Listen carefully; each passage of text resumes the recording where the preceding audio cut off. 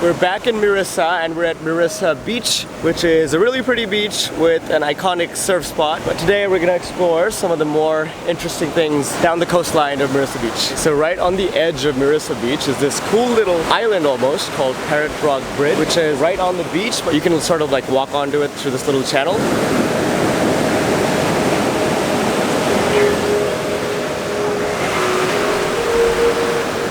So this is the little sand channel.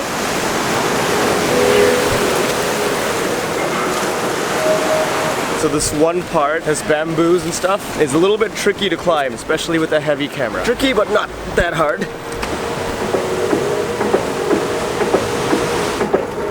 So once you do make it to the top, it is a really sick view. Looks a lot like Hawaii.